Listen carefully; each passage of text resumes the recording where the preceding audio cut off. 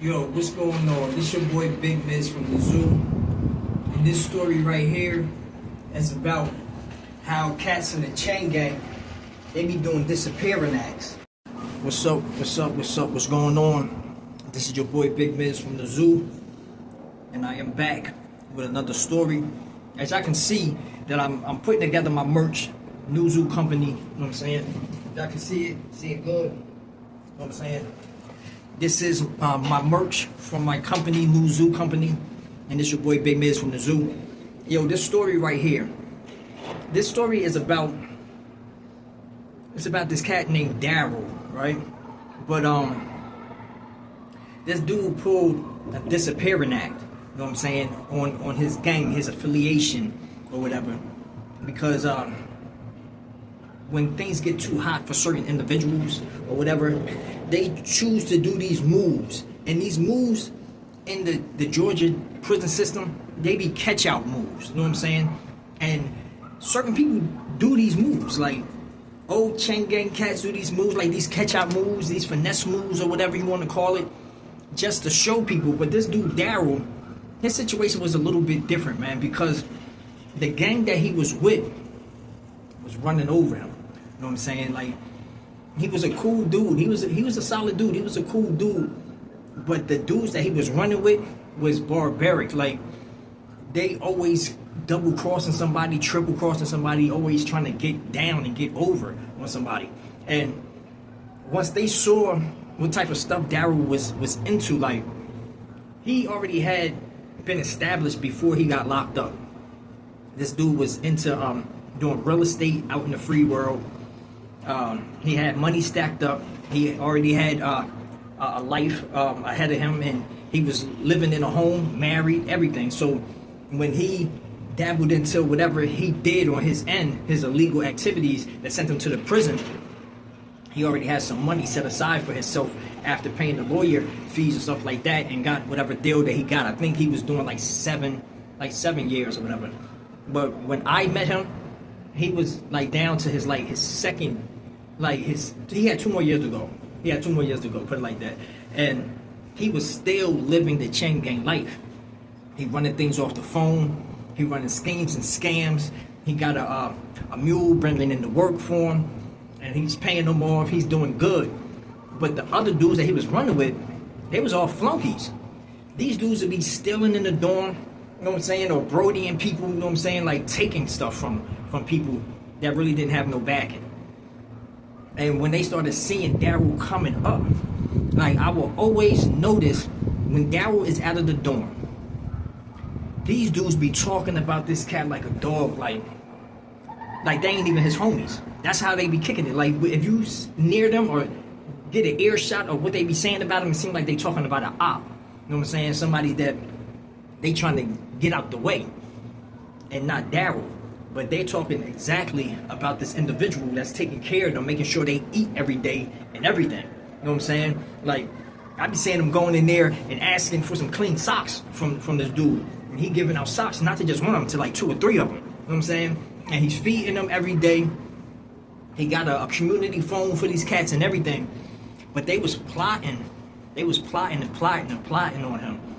And it took the chick that he was dealing with, you know what I'm saying, to catch an earshot of a plan that was going on. Like, they have like this early morning meeting where all the officers go and they sit down in whatever room they have their meetings in, and the sergeant or lieutenant be talking to them. You know what I'm saying? Be like, yo, we going into these dorms today, we going to shake down, we ain't scared, are we? Whoa. Tell me, when they try to run things, who gonna get in power? Who gonna tell them to get out the way? Inmate, you better stay in your place, inmate. Whoa. They be going dummy like that in there, but they're talking about an individual. They're talking about Daryl and saying his government name, what dorm he's in, and the CO that be bringing stuff in for him is sitting there, she listening. And her homegirl is with it too, and she tapping like, you know what time it is, you better tell your boy, you know what I'm saying, like, what it is. So when they go to their post or whatever, they work in a certain dorm, but she wasn't working his dorm this day, our dorm. She wasn't working there, she was working next door. And when I was walking past, she said my government name or whatever, you know what I'm saying? And I was like, what's up? She was like, can you tell D to come out here? She be calling him D or whatever. And I was like, all right, I'll let him know. I'll let him know. And she was like, look, don't say it in front of his homeboys or whatever, because I don't really like them. I don't trust them. Tell him to come here and come here ASAP, though. I was like, all right, no doubt. So when I'm going to my cell, I see him standing at the lower part of the steps.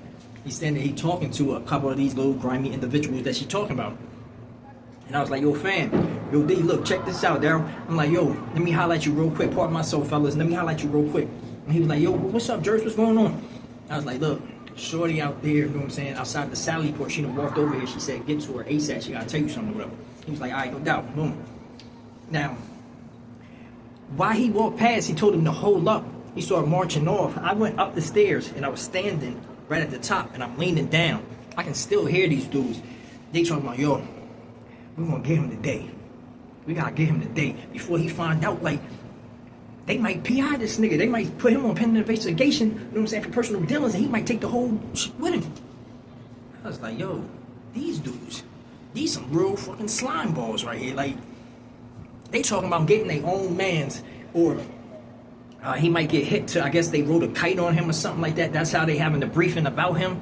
But they gonna try to wipe his nose before he go and get locked down for pending investigation or personal dealings, where they sit up here and ship him away real quick. When he step out there, he having a conversation with the CO, his mule, and she's basically telling him, look, you need to try to get to a different dorm, get away from the dudes that you with, because I swear to God, I feel like these dudes is telling on you. They doing something like, we got some notes up here. He was like, somebody wrote a kite. She was like, what's a kite? He was like, look, go ahead, tell me what you're saying. She was like, some dudes wrote a note saying that you got this, that, and this work, that you talking to a CEO. They trying to find out who it is so they can tell the captain and this, that, and the third. And she was telling him that she's scared. Like, she ain't trying to pull no extra moves or nothing. He need to try to catch out some type of way and get up out of there. So she was like, what are you gonna do? He's like, what you think I'm gonna do, bitch? What you think I'm gonna do? She looking like, what? And he like this. You know what I'm saying? Putting on point. She was like, oh. He was like, yeah, what you think I'm gonna do? Suck my, hey, hold this, that, and this. And she starts up yelling at him and stuff like that. Officers come out of the Sally port. They talking about taking them to the hole, putting them on lockdown. They calling the Sarge.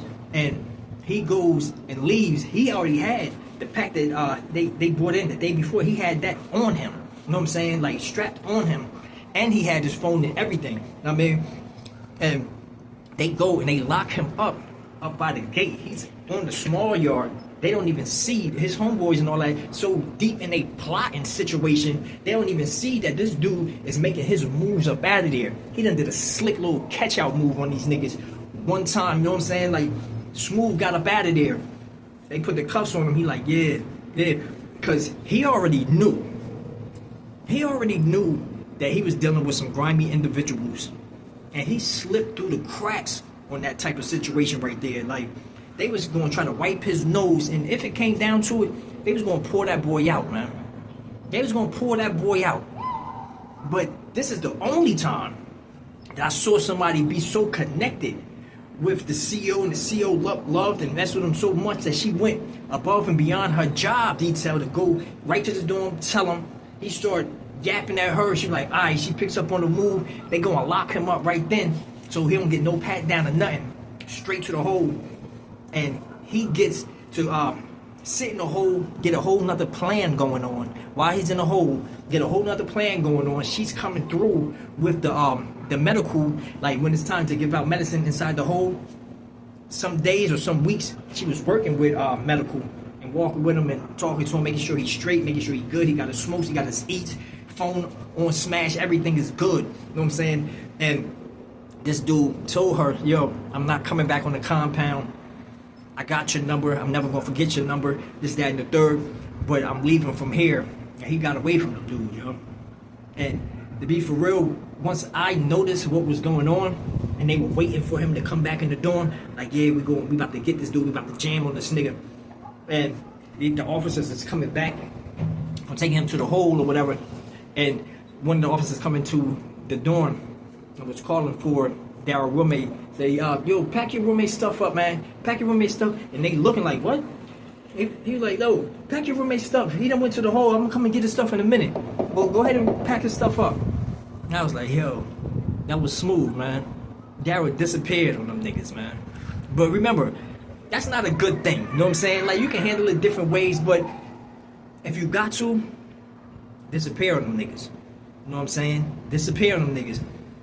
Like, restart your situation. Find a better crew to be around. Find a different camp to be at if you got to. You know what I'm saying? Like, I just thought about it like, yo, damn, Daryl had disappeared on them niggas that time. And it happens.